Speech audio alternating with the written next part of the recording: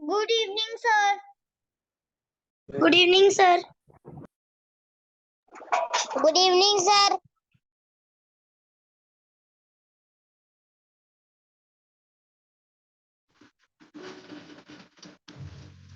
Sorry,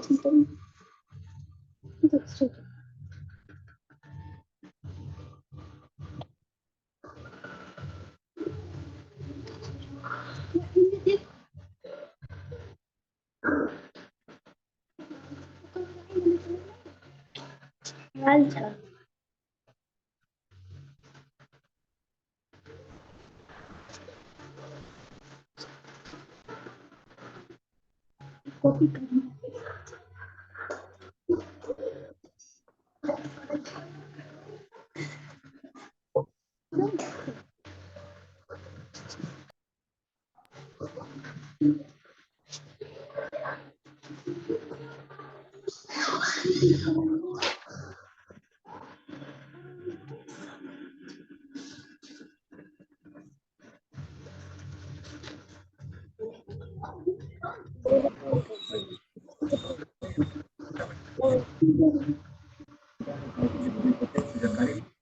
काला कर। बच्चों सभी म्यूट करो अपने आप को। आप लोग गुड को इवनिंग, हमेशा सर। बताया है चैट में गुड इवनिंग बोलना है।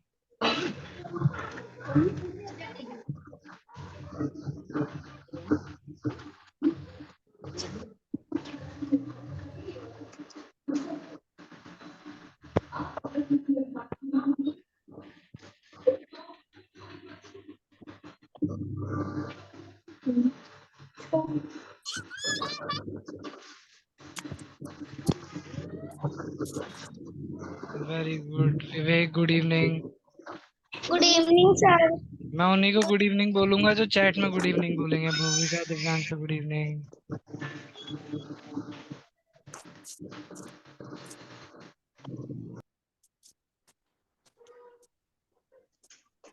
Good evening, sir. आपको हमेशा म्यूट रहना है बच्चे, चैट में गुड इवनिंग बोलनी है।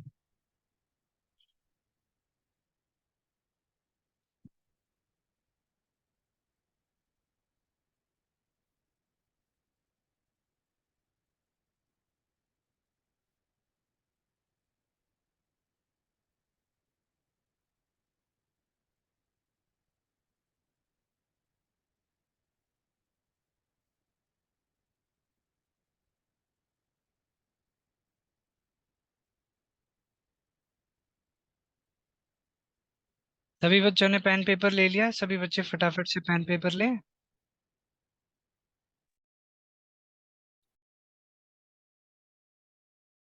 अभी तक हमने कितने काउंसलिंग वर्कशॉप किए हैं? कौन चैट में लिख के बताएगा?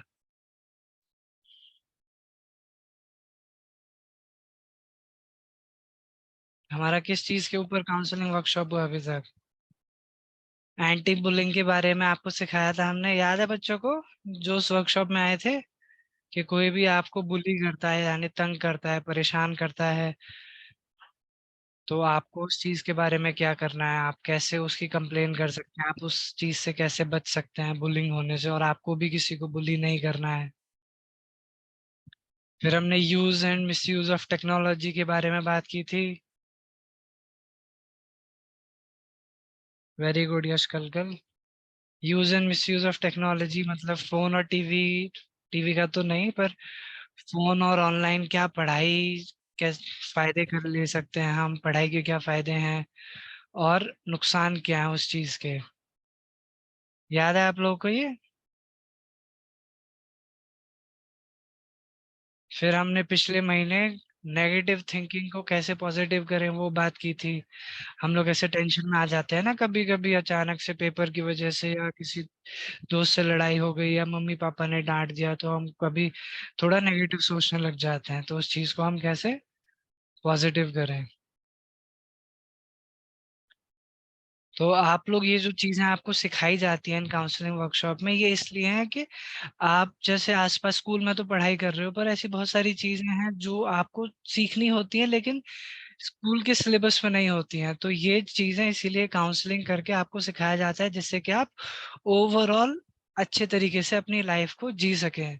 कोई भी प्रॉब्लम आ रहा हो, कोई भी चैलेंज आ रहा हो, उसको अच्छे से ओवरकम कर सकें। अब आप स्कूल में तो पढ़ाई करते हैं, आज हम सीखेंगे कि पढ़ाई और अच्छे से कैसे करें हम।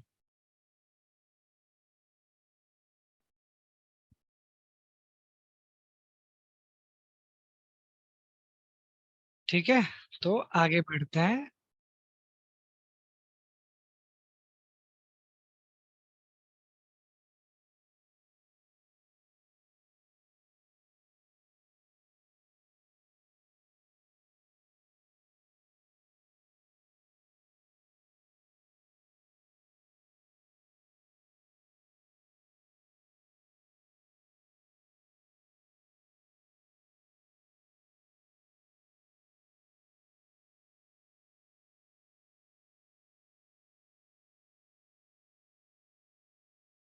हम एकदम पहली स्लाइड पे जाएंगे।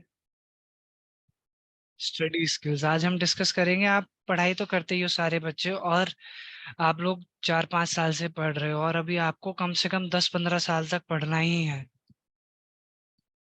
तो इस चीज को और अच्छे से कैसे पढ़ सकें, वही आज हम डिस्कस करेंगे। तो एक पेन पेपर ले लिया सभी बच्चों ने, चैट में जो भी। ठीक है, तो आज हम क्या देखेंगे। पहले तो अच्छे से पढ़ाई कैसे करें, टाइम मैनेजमेंट। क्योंकि अच्छे से पढ़ाई ना करने का कारण क्या होता है कि हम सही से अपना टाइम को मैनेज नहीं कर पाते हैं। यही रहता है कि सर इस चीज के लिए टाइम नहीं मिल रहा, उस चीज के लिए टाइम नहीं मिल रहा, ये रिवीजन नहीं कर पा रहे, होमवर्क नहीं कर पा रहे, सर खेलने का टाइम नहीं मिल रहा।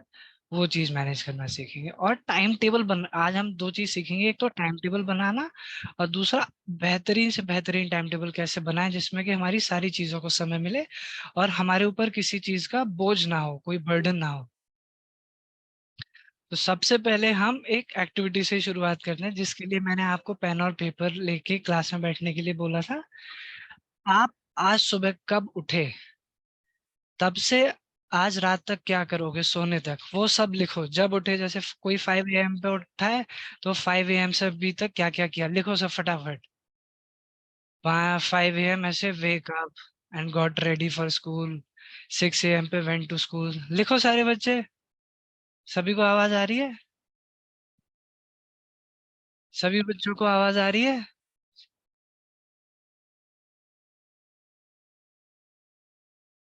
चैट बॉक्स में बताओ सभी बच्चों को आवाज आ रही है।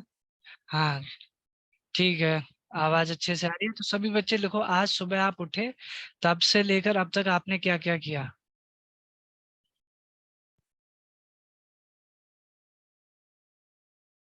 लिखो, 5 बजे उठे, 6 बजे तैयार हुए, 7 बजे स्कूल गए, 8 से 2 बजे तक स्कूल में रहे, 2 बजे वापस आए, गुड इवनिंग रिया, 2 बजे वापस आए, 2 से 3 खाना खाया, आराम किया,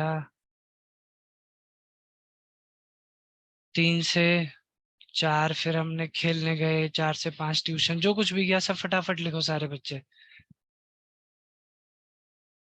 जो जो लिख ले वो बता देना चैट बॉक्स में लिख के। Daily routine done, written. Daily routine written.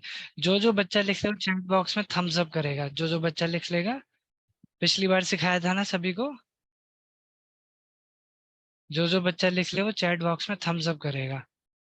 आपको लिखना है आज सुबह से आज रात तक आपने क्या क्या किया और आगे क्या क्या करोगे इस क्लास के बाद।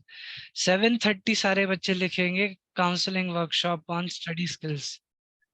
दो बच्चों ने कर लिया, आदित्य ऋषभ ने शाबाश।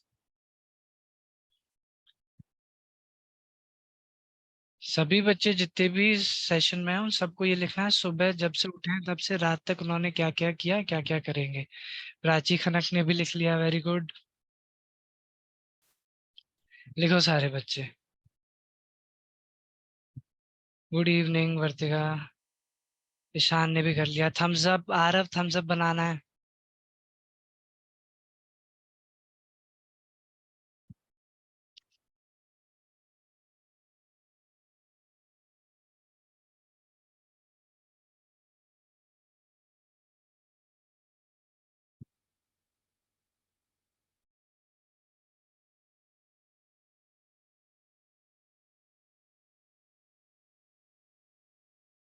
अच्छा बच्चे, मैं ये टू टू की आवाज बंद करता हूँ।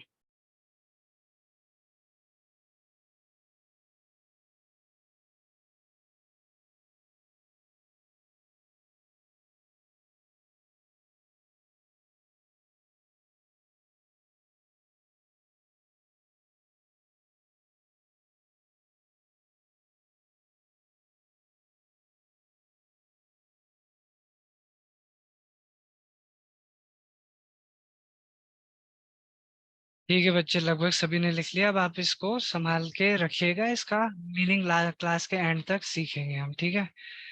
अभी हम आगे शुरू करते हैं। आज हम क्या क्या सीखेंगे। जिन बच्चों ने भी ये लिखा है इसको संभाल के रखिए। आगे इसको हम लेके चलेंगे। आप सबसे पहले अच्छे से पढ़ाई करने के लिए क्या करना पड़ेगा, आपको ऑर्गेनाइज तरीके से रहना पड़ेगा। आप जहाँ पे भी पढ़ते हो घर पे, वहां पे आपको अपनी कॉपी किताब सही से रखनी है, अपना बैग सही से रखना है। आप चाहे टेबल पे पढ़ते हो, चाहे नीचे बैठ के पढ़ते हो, चाहे बेड पे, तो आपको नहीं पढ़ना है। आज से बेड पे पढ़ना आप सब बंद करेंगे। आप चाहे जमीन पे बैठ के पढ़िए या टेबल चेयर पे बैठ के पढ़िए, पर बेड पे नहीं पढ़ेंगे। बेड सोने के लिए होता है। फिर एक वही, जहाँ पे भी आप पढ़ते हैं वो घर की सबसे शांत जगह होनी चाहिए। आपके घर में बहुत सारी जगह होगी, सबसे शांत सी जगह आपको पकड़नी है, उस पर पढ़ना है। क्योंकि जितना ज्यादा बाहर से शोर शराबा आएगा उतना ज्यादा हमारा ध्यान बाहर को भटकेगा। शेड्यूल बनाना है, पढ़ाई कब करनी है। ऐसा नहीं कि जब मन किया था पढ़ने बैठ गए। आज की मीटिंग थी शाम को 7:30 बजे की, तो मैंने सुबह ही भेज दिया था। ऐसा तो नहीं कि चलो सारे बच्चे, अभी मेरा मूड है एक काउंसलिंग आपको बताने का कि कैसे पढ़ाई करते हैं, मैंने लिंक भेज दिया आप सब आगे, नहीं ना। मैंने सुबह ही ये चीज प्लान की थी। तो ऐसे ही आपको शेड्यूल बनाना है अपना, डेली का, महीने का और पूरे साल का। क्योंकि आपके पास स्कूल की डायरी होगी, उसमें आपको पता होगा कि कब कब एग्जाम है। उसके अलावा फिर जब भी हम पढ़ाई करते हैं तो हमें बीच बीच में ब्रेक्स लेने की भी जरूरत है। ये सब आगे डिटेल में मैं बढ़िया से बताऊंगा आपको। फिर आपको गोल्स बनाने हैं अपने, जो डायरी में ही आपके एग्जाम वगैरह हैं उन्हीं के हिसाब से, कि अब UT1 के लिए कितनी पढ़ाई करनी है, हाफ ईयरली के लिए ज्यादा पढ़ाई करनी होगी, एनुअल के लिए तो सभी कुछ पढ़ना होगा। तो उस हिसाब से आप अपनी पढ़ाई के गोल सेट करेंगे। और प्रैक्टिस टेस्ट, ये आप में से बहुत सारे बच्चे नहीं करते होंगे, पर ये करना इसीलिए जरूरी है क्योंकि हम कोई चीज जिसका भी पेपर वगैरह दे रहे होते हैं, अगर हम उस चीज को पहले ही एक बार वैसे ही एनवायरनमेंट में कर लेते हैं तो वो हमारे लिए थोड़ा सा आसान हो जाता है करना। जैसे आप कोई भी गेम वगैरह खेलते हो, मैच वगैरह होते हैं, मैच से पहले प्रैक्टिस करते हैं ना, वैसे ही। अब कुछ बुनियादी चीज है, जैसे बहुत छोटी छोटी चीज हैं जो आप करते हो, आप ऑलरेडी करते हो, पर आपको याद दिलाना जरूरी है। आप जब भी किसी भी क्लास में पढ़ रहे होते हो, चाहे वो आपकी ऑनलाइन क्लास हो या स्कूल में ऑफलाइन क्लास हो, हमेशा क्लास में 100% अटेंडेंस अटेंशन होनी चाहिए आपकी। हर क्लास में, जैसे इस क्लास को आपने 5 मिनट ज्वाइन किया, कुछ बच्चे अभी भी ज्वाइन किए जा रहे हैं जो लेट आ रहे हैं, पर आपको हमेशा क्लास में टाइम से ज्वाइन करना है। और अच्छा है कि आप 5 मिनट पहले ज्वाइन कर लें। और जब भी क्लास में बैठे तो नोट्स लिखें, जैसे आप स्कूल में नोट्स लिखते हो वैसे ही अपनी ऑनलाइन क्लासेस में भी आपको नोट्स लिखने हैं। कीप योर सेल्फ ऑर्गेनाइज्ड का मतलब है कि जब भी आप स्कूल जा रहे हैं आप एक रात पहले अपना बैग पैक कर लीजिए। स्कूल के लिए जितनी भी कॉपी किताबें चाहिए होती हैं वो सारी रख लीजिए, कोई घर ना भूल जाए। आप लोग ऐसा करते होंगे ना, किसी किसी के साथ, मैम कॉपी तो भूल गया, जिस दिन चेक होना होता है कि टेबल पे बैठ के कर रहा था घर पे भूल गया। नहीं, आपको, जो बच्चे पूरी तरह से अपने आप को ऑर्गेनाइज रखते हैं वो बच्चों की परफॉर्मेंस हमेशा ज्यादा अच्छी रहती है। क्लास में टीचर से सवाल पूछने हैं आपको, जो भी जितना भी समझ में आया नहीं आया वो हर चीज आपको क्वेश्चन करनी होती है हमेशा क्लास में। और क्लास में कभी भी कोई डिस्कशन चल रहा है, टीचर ऐसे ग्रुप्स में बांट देती है ना कि रो 1, रो 2, रो 3, कुछ भी ऐसा ग्रुप डिस्कशन या कंपटीशन होता है, उसमें हमेशा बढ़ चढ़ के पार्टिसिपेट करना होता है। ये कुछ बुनियादी चीजें हैं जो हर बच्चे को करनी चाहिए। अब अच्छे से कैसे पढ़ना होता है, पहली चीज है विजुअल एड्स। विजुअल एड्स यानी जो चीज हम देखते हैं, हमें कुछ दिखता है, वो बहुत अच्छे से दिखता है, जैसे कोई भी डायग्राम वगैरह होता है। पर यहाँ तो कुछ दिख नहीं रहा है आपको, तो इस चीज ये आपको याद नहीं रहेगा कि देख के अच्छी सी चीज याद रहती थी। अगर मैं इसी को ऐसे दिखाऊं आपको कि अच्छे से कैसे पढ़ सकते हो आप विजुअल एड्स की मदद से, तो आपको यहाँ थोड़ा ज्यादा अच्छे से समझ में आ रहा होगा, है ना, कि डायग्राम ड्राइंग्स वगैरह से जब भी हम कोई चीज पढ़ते हैं, हमें वो चीजें थोड़े अच्छे तरीके से समझ में आती हैं। अब आपने भी कोई, आपकी किताब में कोई चीज लिखी रहती है और उसके साइड में उसकी ड्राइंग बनी रहती है, तो आपको तुरंत समझ में आ जाता है। कभी कभी तो आप पढ़ते भी नहीं हो, आप ड्राइंग देख के वो चीज समझ लेते हो। आप इसीलिए जब आपको असाइनमेंट प्रोजेक्ट्स वगैरह मिलते हैं तो आप चार्ट पेपर खरीद के लाते हो। चार्ट पेपर में क्या होता है, इतनी बड़ी ड्राइंग होती है और नीचे थोड़ा सा एक लाइन में उसके बारे में लिखा होता है। तो इसका मतलब क्या है कि ड्राइंग से आप ज्यादा चीज समझ सकते हो। तो जब भी आप पढ़ाई करो, अपने डायग्राम्स वगैरह ड्रॉ करो हमेशा। ड्रॉ कर करके जितनी ज्यादा प्रैक्टिस करोगे, आपकी अंडरस्टैंडिंग उतनी ज्यादा बढ़िया होती चली जाएगी और आप उस चीज को कभी नहीं भूलोगे। और क्या चीजें हैं जो हमें अच्छे पढ़ने में मदद करती हैं? Active listening and note taking. Active listening से क्या मतलब है, जब आपकी टीचर कई बार क्लास में से बोलते होंगे ना कि अभी मैं पढ़ा रही हूँ, अभी कोई नहीं लिखेगा, सारे बच्चे सुनेंगे, तो आपको क्या है, सुनना है उस टाइम पे, वो आपको लिखने का टाइम देंगे। तो जब टीचर बोल रही है पूरी चीज ध्यान से सुनो, क्योंकि अगर आपके दिमाग में वो चीज आ गई तो आपको वो याद रहेगी कुछ घंटों तक। फिर उसके बाद जब टीचर आपको टाइम दे रही है लिखने का, आप उन्हें लिखो। और नोट टेकिंग में एक ये भी चीज आती है कि आप नोट लिख रहे हो तो उसको हाईलाइट करके भी रखो, कुछ कीवर्ड जो आप समझते हो जरूरी है, जिनसे आपको वो पूरी चीज याद आ जाए। ऐसा होता है ना, किसी क्वेश्चन का आंसर जब हम पेपर दे रहे होते हैं घर पे, मम्मी पापा हमसे क्वेश्चन वगैरह पूछते हैं, तो आप बोलते हो बस पहला वर्ड बता दो फिर पूरा आंसर बता दो। तो वो ऐसे केस में होता है कि आपने के लिए वो कीवर्ड था, वो पहला शब्द, या आप आंसर दे रहे हो, अचानक से बीच में भूल गए, फिर आप पूछते हो उनसे कि बस बीच एक वर्ड बता दो फिर आगे का पूरा बता दूंगा। तो ऐसे जो कीवर्ड्स होते हैं उनको आप हाईलाइट करके रखो या अंडरलाइन करके रखो। इससे क्या होता है कि जब भी आप रिवीजन करोगे, आप वो कीवर्ड देखोगे और वो पूरी चीज आपके दिमाग में अपने आप घूम जाएगी। रीडिंग बहुत जरूरी है। आप सब बच्चे चुपचाप बैठ के किताब पढ़ने लग जाते हो। जब भी मैथ के अलावा कोई और सब्जेक्ट आप रीड करते हो, इंग्लिश की स्टोरीज हो गई, हिंदी की हो गई, एसएसटी, साइंस, तो आप तेज बोल बोल के पढ़ो। आप तेज बोल बोल के पढ़ रहे होते हैं, उसमें दो चीजें हो रही होती हैं। आप देख रहे हो, दिमाग के पास जा रहा है, फिर आप बोल रहे हो, फिर कान के पास जा रहा है। तो एक साथ डबल काम चल रहा होता है आपका, और ऐसे में ना ध्यान भी नहीं भटकता है। आप ऐसे किताब लेके बैठ गए, चुपचाप पढ़ रहे हो, आपके दिमाग में चल रहा है शाम को दोस्त खेल रहे होंगे, मैं तो यहाँ पढ़ रहा हूँ, या कल उसका बर्थडे निकल गया, उसने एक ही चॉकलेट दी मुझे, बाकी सबको दो दो दी। तो दिमाग में कुछ भी चीजें चल रही होती है, अभी टीवी पे मेरा फेवरेट कार्टून आ रहा होगा। लेकिन जब आप बोल बोल के पढ़ोगे तो दिमाग आपका भटकेगा नहीं इतना। इसीलिए जब भी रीडिंग करो, हमेशा बोल बोल के करनी है। याद कैसे रख सकते हैं चीजें? एक तो आप रिवाइज कर सकते हो, पर कोई ऐसी चीज है जो आप, मतलब कुछ बड़ा सा है, पैटर्न है, कोई याद नहीं कर पा रहे, तो आप उनके लिए ऐसे छोटे छोटे से, इनको जो आप अपने मेमोराइजेशन के नीचे देख पा रहे होगे, इनको हम बोलते हैं नेमोनिक्स।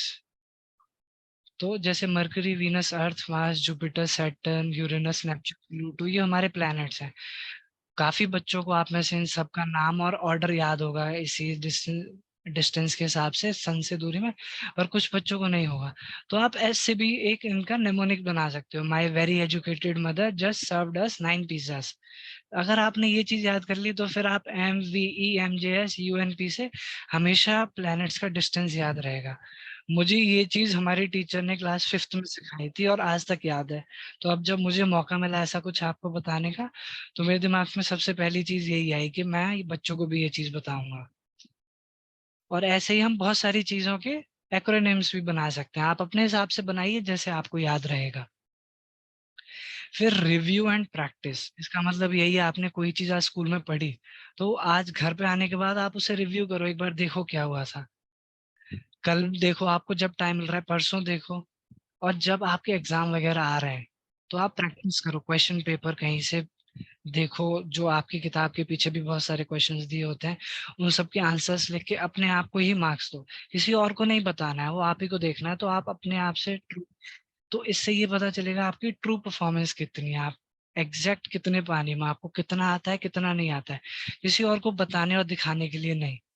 तो जब भी हम खुद ऐसे प्रैक्टिस करेंगे तो उससे क्या होता है, आप याद करने की कोशिश तो कर ही रहे हो, पर साथ ही साथ आप एक तरह से स्कूल में जैसे पेपर दोगे वैसा ही पेपर घर पे दे रहे हो।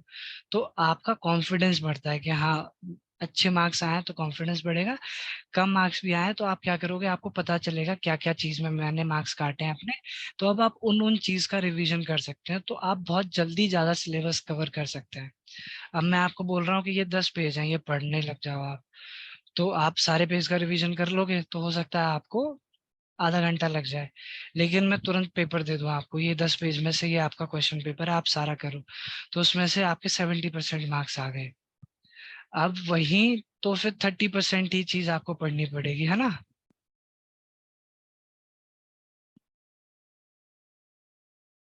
स्टडी स्मार्टली में लास्ट चीज है स्टडी शेड्यूल, टाइम मैनेजमेंट और प्लानिंग आपकी।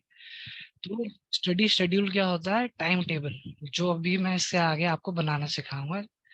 और टाइम टेबल का ये एक बहुत जरूरी हिस्सा है, सारे सब्जेक्ट्स को आपको टाइम देना है डेली। ऐसा नहीं कि अरे मैथ ही मैथ डेली पढ़ता हूँ, हिंदी इंग्लिश को जाने, मतलब जो आपको डिफिकल्ट सब्जेक्ट लगता है आप वही पढ़े जा रहे हो, और जो इजी सब्जेक्ट है आप उसको नहीं दे रहे। तो वो इजी सब्जेक्ट को अगर टाइम नहीं दोगे तो एक दिन जाके वो डिफिकल्ट बन जाएगा।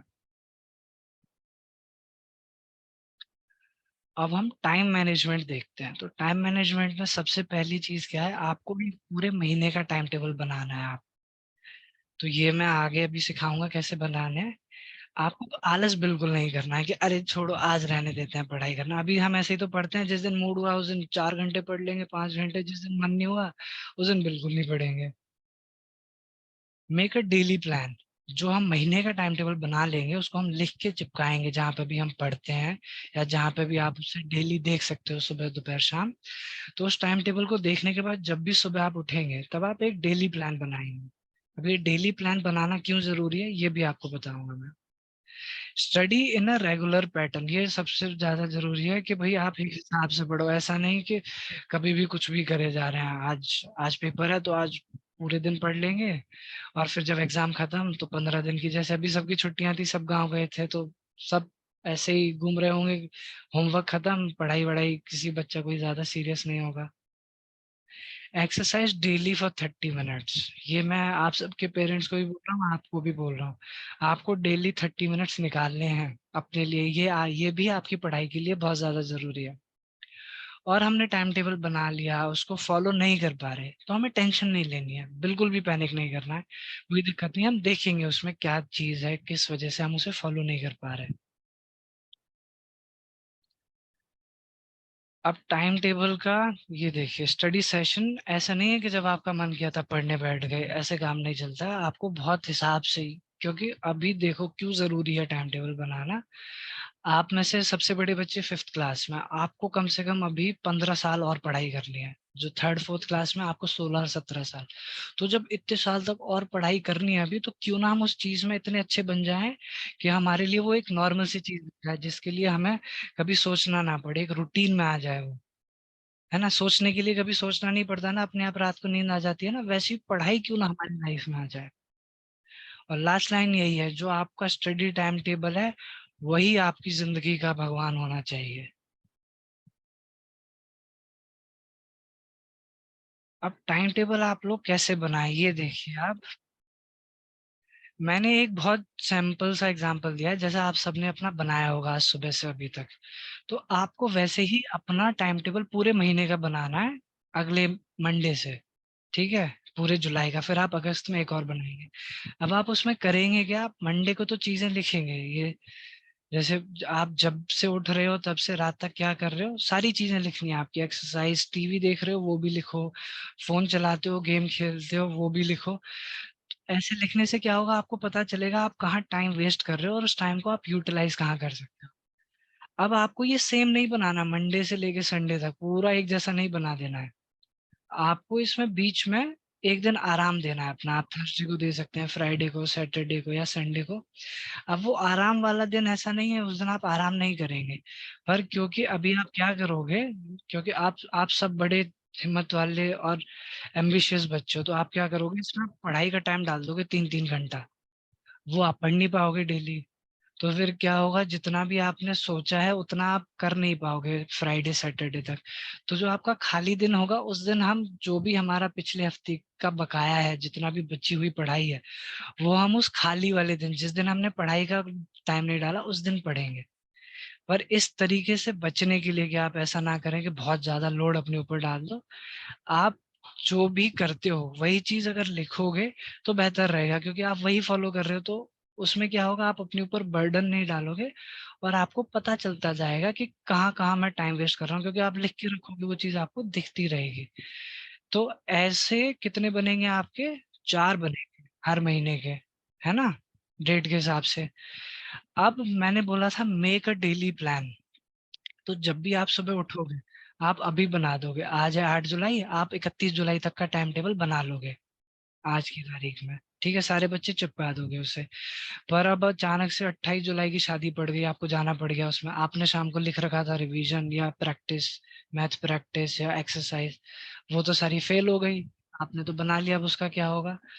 तो इसीलिए डेली प्लान जरूरी है। तो आप सुबह उठोगे 6 बजे, आप देख लोगे मेरे को तो इतनी पढ़ाई करनी है, पर शाम को तो शादी में भी जाना है, क्योंकि उस दिन तो पता चल ही जाएगा आपको शादी में जाना है। तो आप फिर क्या करोगे, उस हिसाब से शाम की पढ़ाई ऊपर एडजस्ट कर लोगे, या होमवर्क जल्दी खत्म कर लोगे, या कुछ भी ऐसा जो आप अपनी पढ़ाई को नुकसान ना पहुंचाने के लिए कर लोगे।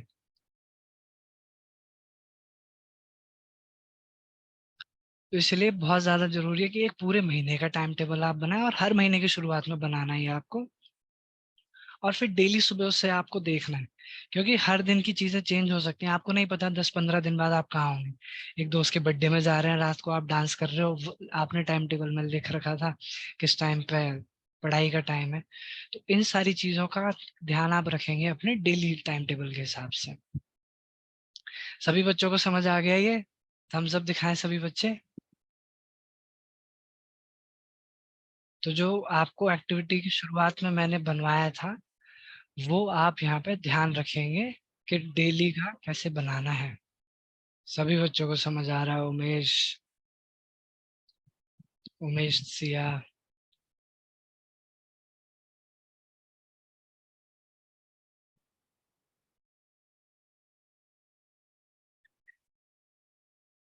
तो अब बच्चे, आज हम इतना ही था हमारा। एक बार हम इस पूरी चीज के ऊपर दोबारा जाएंगे, क्योंकि अभी मैंने क्या सिखाया आपको, रिवीजन बहुत ज्यादा जरूरी है। अच्छा, कुछ टिप्स हैं, ये आपको बड़ा ध्यान रखनी है टाइम टेबल बनाते समय। आप रात को 11 बजे के बाद का बिल्कुल टाइम टेबल नहीं बनाएंगे। 11 बजे के बाद कुछ पढ़ाई नहीं करनी है, कोई टेक्नोलॉजिकल डिवाइस यूज नहीं करना है, आपको सोने जाना है। सारे सब्जेक्ट को बराबर टाइम देना है, ऐसा नहीं कि हार्ड सब्जेक्ट को ज्यादा टाइम दे रहे हैं। हम हार्ड सब्जेक्ट को ज्यादा टाइम देंगे, लेकिन अभी नहीं, धीरे धीरे जब हम एक टाइम टेबल बनाना सीख लेंगे, उसको फॉलो करना सीख लेंगे। क्योंकि अभी तो आप बनाओगे तो आपसे बहुत दिक्कत होगी, सर ये लिख तो लिया था पर हो नहीं पा रहा है। तो उसको जब फॉलो करना अच्छे से सीख लेंगे, तब हम आगे बढ़ेंगे। अलग अलग सब्जेक्ट को अलग अलग समय देंगे, लेकिन शुरुआत में अभी कम से कम 6 महीने के लिए सारे सब्जेक्ट को बराबर टाइम देना है। और जब भी आप पढ़ने बैठो तो सबसे मुश्किल सब्जेक्ट सबसे पहले पढ़ोगे। अब इसका रीजन क्या है, क्योंकि आप पढ़ने बैठ रहे हो फ्रेश माइंड से, तो सबसे डिफिकल्ट सब्जेक्ट आप सबसे आसानी से समझ लोगे। तो और फिर लास्ट में सबसे इजी सब्जेक्ट रखना है। अब जैसे मैं मान लेता हूँ मुझे सबसे डिफिकल्ट लगता था मैथ्स, तो सबसे पहले मैं मैथ्स पढ़ूंगा आधा घंटा, फिर मैं साइंस पढ़ूंगा, फिर मैं एसएसटी पढ़ूंगा, फिर मैं इंग्लिश पढ़ूंगा, फिर मैं हिंदी पढ़ूंगा। अब जब तक मैं हिंदी तक आया तब तक मेरे दिमाग में बहुत सारी इंफॉर्मेशन है 5 सब्जेक्ट की, तो हिंदी को मैं आसानी से समझ लूंगा। अगर मैं शुरुआती हिंदी से करूंगा तो मेरे को तो पूरी समझ आ जाएगी, लेकिन मैं धीरे धीरे लास्ट तक जब मैथ्स पे जाऊंगा तब मेरे को पढ़ने का ही मन नहीं करेगा, क्योंकि दिमाग में बहुत सारी इंफॉर्मेशन है ना। तो इसीलिए सबसे पहले हार्ड सब्जेक्ट। अब revise your study time table, इसका मतलब क्या है, आपने बना तो लिया था स्टडी टाइम टेबल, इस महीने फॉलो नहीं हो पा रहा, सर मैंने तो लिख दिए थे 4 घंटे पढ़ाई के, पढ़ ही नहीं पा रहा मैं, हर दिन सिर्फ 2.5 घंटे पढ़ रहा हूँ। तो जो अब आप अगस्त के महीने का टाइम टेबल बनाओगे, तब आप 2.5 घंटे पढ़ाई लिखोगे उसमें, जितनी देर तक आप पढ़ पा रहे थे उतना ही टाइम लिखोगे। फिर धीरे धीरे सितंबर में हम उसे बढ़ाएंगे, 2.5 से 3 घंटे पे आएंगे, थोड़ा थोड़ा करके। तो क्योंकि हमें भी नहीं पता अभी हम कैसा परफॉर्म करेंगे, चीजें भी बदलती रहती है समय के हिसाब से। अचानक से आपको कहीं जाना पड़ जाता है, टाइम टेबल नहीं फॉलो कर पाओगे, वहां के हिसाब से नया बनाना पड़ेगा 1 हफ्ते के लिए आपको। तो इसीलिए अपना टाइम टेबल बनाते रहना है, ऐसा नहीं बना दिया तो भूल गए अब यही फॉलो करना है, आप फॉलो नहीं हो रहा तो कोई मतलब नहीं है हमें इससे। तो धीरे धीरे अगर आप नहीं कर पा रहे तो छोटे मोटे उसके अंदर बदलाव ला सकते हो आप लोग। अब एक बहुत जरूरी चीज जो आप सारे बच्चे करते हो मुझे पता है, जिस दिन पेपर होगा उस पेपर से पहले सब काम वाम छोड़ के पूरी रात पढ़ाई करते हो, खाना वाना भी नहीं खाते हो, मम्मी को मना कर देते हो, मम्मी आज दोपहर के खाने से ही पेट भर गया मेरा। ये गलती बिल्कुल नहीं करनी है, इसका सबसे बड़ा नुकसान ये होता है कि आपको जो आता भी होता है आप वो भी भूल जाते हो, क्योंकि दिमाग के ऊपर आपने एक साथ बहुत सारा बोझा डाल दिया है। अब जब आप पेपर में जा रहे हो, पेपर में टेंशन लेके जा रहे हो, वो आपके दिमाग में पढ़ाई नहीं, सिर्फ टेंशन टेंशन। तो जब भी पेपर में कुछ भी आप याद करने की कोशिश करोगे तो जो चीजें पढ़ी हैं वो नहीं निकलेंगी, सिर्फ टेंशन बाहर निकलेगी। तो आपको डेली थोड़ा थोड़ा पढ़ना है। एक बच्चा जो हर रोज 2 घंटे पढ़ रहा है उसके हमेशा ज्यादा नंबर आएंगे उस बच्चे के मुकाबले जो कि पेपर से पहले 10 घंटे पढ़ लिया है। आप सब मानते हो इस बात को? थम्स अप दिखाओ। जो बच्चा डेली 2 घंटे पढ़ रहा है उसके ज्यादा नंबर आएंगे एज कम्पेयर टू उस बच्चे के जो कि पेपर से पहले 10 घंटे पूरी रात पढ़ लिया, पूरा दिन पढ़ लिया। तो इसीलिए आपको डेली थोड़ी थोड़ी पढ़ाई करनी है ना?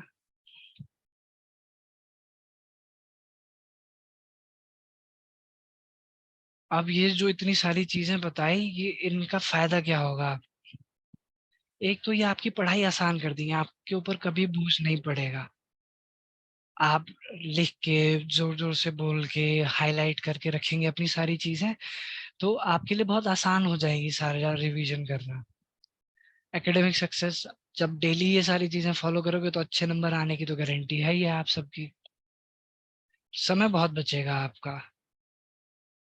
अगर एक बार आप टाइम टेबल बना के रूटीन में आ गए, फिर आप डेली वही चीज फॉलो करते चले जाओगे। फिर तो आपको कुछ समय बाद, 1-2 साल अगर आपने ये चीज प्रैक्टिस कर ली, आपको टाइम टेबल देखने की जरूरत नहीं पड़ेगी, आप अपने दिमाग में ही टाइम टेबल बनाया करोगे। और बहुत सारा टाइम बचेगा आपका जो कि अननेसेसरी वेस्ट कर देते हो। अभी आपने जो आज लिखा होगा उसमें देखना कुछ कुछ चीजें ऐसी होंगी जो आपको बिल्कुल करने की जरूरत नहीं होगी।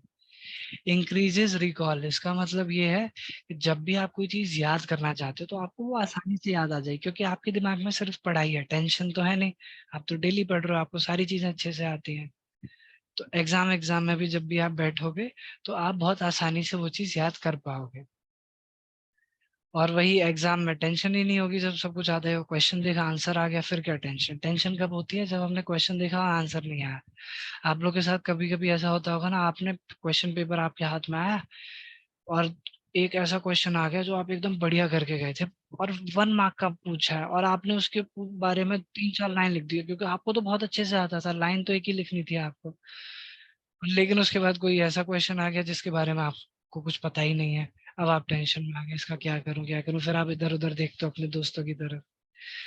तो ये तभी होता है जब एक साथ बहुत सारी पढ़ाई दिमाग में डाल दी जाती है। डेली थोड़ी थोड़ी पढ़ाई डालोगे तो कभी किसी चीज की टेंशन नहीं होगी। अब हम क्या करेंगे, बच्चों के सवाल पूछेंगे, काफी सारे बच्चों को काफी सारे सवाल पूछने हैं। एक बार इसका छोटा सा रिवीजन कर देते हैं, फिर हम बच्चों से सवाल पूछेंगे। आज हमने क्या क्या सीखा?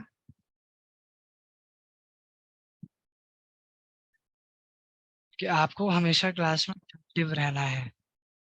सबसे पहले तो आज आप अपना एक पूरे महीने का टाइम टेबल बनाएंगे। Copy, notebooks, bag, geometry box, sharpener, pen, pencil बहुत अच्छे से रखेंगे। कुछ बैग में कचरा नहीं होना चाहिए आपके। एक पढ़ाई की लोकेशन आप फिक्स कर लेंगे अपने घर पे, आज से बेड पे नहीं पढ़ेंगे बिल्कुल भी। बेड पे पढ़ने से आपको सिर्फ नींद आएगी, क्योंकि सोने वाली जगह। टाइम टेबल बनाएंगे, जब भी आप पढ़ाई करें बीच बीच में ब्रेक लेते रहिएगा।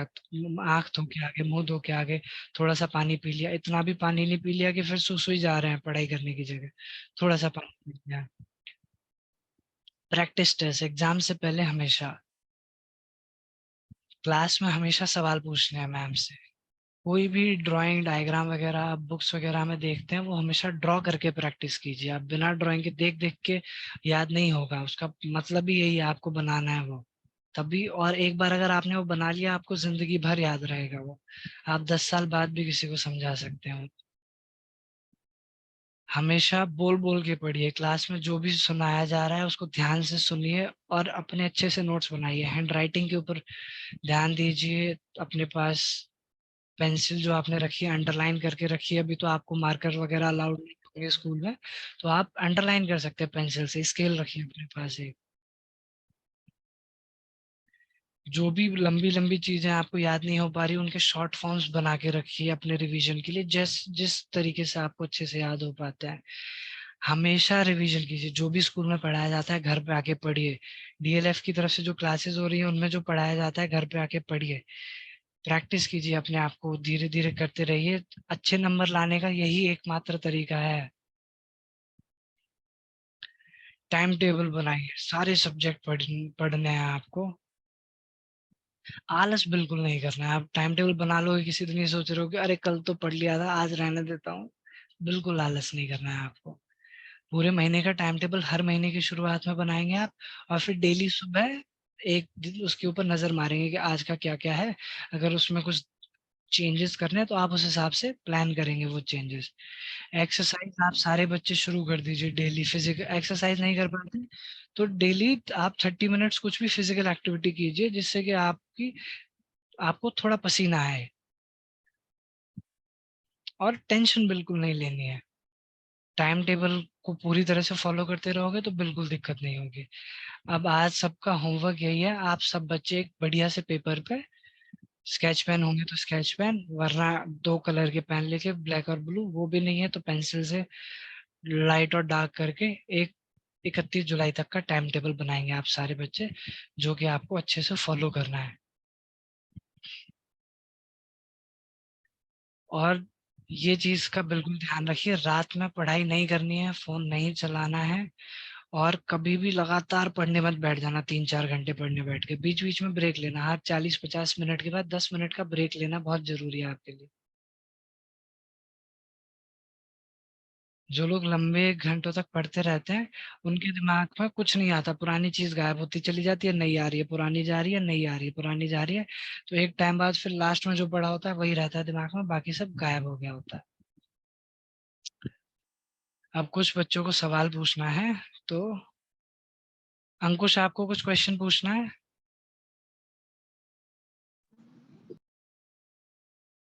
अंकुश को नहीं पूछना है। उमेश को कुछ सवाल पूछना है? जिन जिन ने हैंड रेज किया है उन बच्चों से मैं सवाल पूछ रहा हूँ अभी, तो जिनको नहीं पूछना है वो हैंड डाउन कर सकते हैं। हिमांशु को कुछ सवाल पूछना है? काम कर लेते हैं।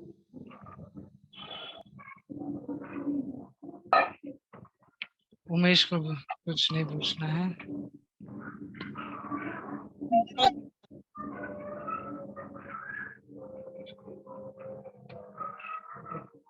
जिन बच्चों को सवाल पूछना है सिर्फ वही बच्चे हाथ खड़ा रखेंगे, बाकी सब हाथ नीचे कर लीजिए। कुणाल सिंह 4th क्लास, कुछ पूछना है बेटा? तो हैंड डाउन करो बच्चे, जब नहीं पूछना तो। सबने हाथ खड़ा कर दिया है।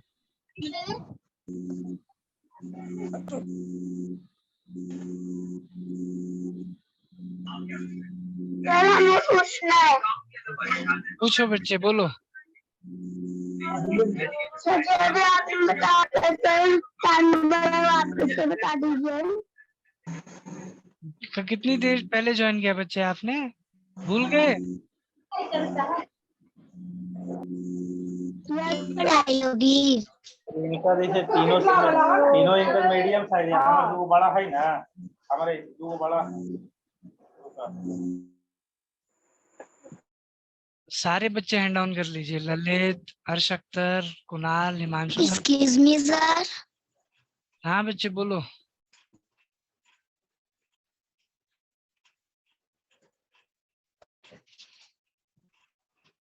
बोलो बेटा बोलो। तनिष्का को कुछ पूछना है, तनिष्का से पूछते हैं।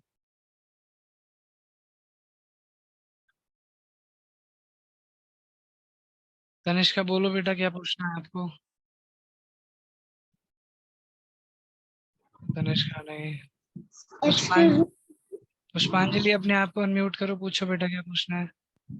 इस सर, हमें शाम को कितने बजे से कितने बजे तक पढ़ना चाहिए? बच्चे आप कभी भी पढ़ सकते हो, जब आपको टाइम मिलता है। आप कोशिश ये करो कि आप 3 घंटे से ज्यादा ना पढ़ो। 45-45 मिनट के बार 3 बार पढ़ो आप बस। 15-15 मिनट का ब्रेक लेना है आपको। सर सर, बोलो बच्चे। सोना स्लीप कब लेना चाहिए, कितने से कितने बजे तक के बीच बच्चे में? बच्चे आपको 8 घंटे सोना चाहिए, तो आप 10 बजे सो जाओ मेरे सजेशन में, पर 11 बजे से लेट बिल्कुल नहीं जगना है आपको। अगर 10 से ओके 11 भी हो रहा है तो चल जाएगा, पर 11 से लेट बिल्कुल नहीं जगना है आप। सर, हम 8 बजे के बाद हम पढ़ सकते हैं ना? हाँ बच्चे पढ़ सकते हो। Sir thank you. ओके बच्चे, म्यूट कर। और किसी को कुछ पूछना है? तनिष्का पूछ रही थी बच्चे, तनिष्का पूछो कुछ।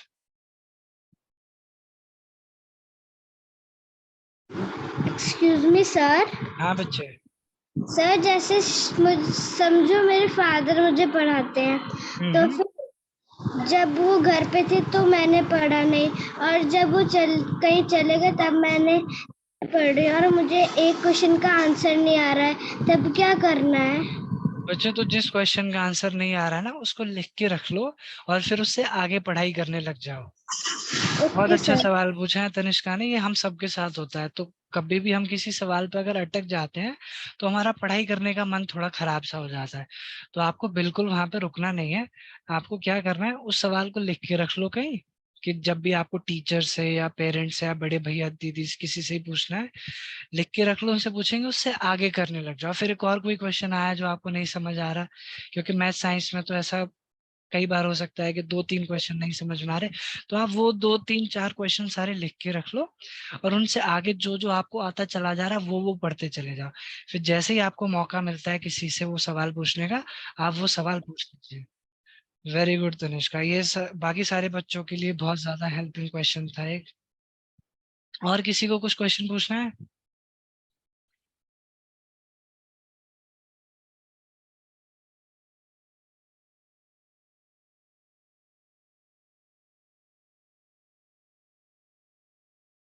किसका हाथ ऊपर है, किसको सवाल पूछना है?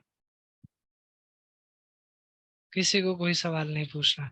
ठीक है बच्चों, तो अब मैं उम्मीद करता हूँ आप सब टाइम टेबल बनाओगे अच्छे से। मैं आपके पेरेंट्स से पूछता रहूंगा कि आपके बच्चे ने बनाया नहीं बनाया। और अच्छे से पढ़ के इस बार सारे बच्चे, जो भी आपका गोल है 95%, 90%, 85%, आप अपने उस गोल को अचीव करोगे अच्छे से। ठीक है बच्चों, चलो आज की क्लास हम यहीं खत्म करते हैं। सारे बच्चे टाइम टेबल बनाइएगा।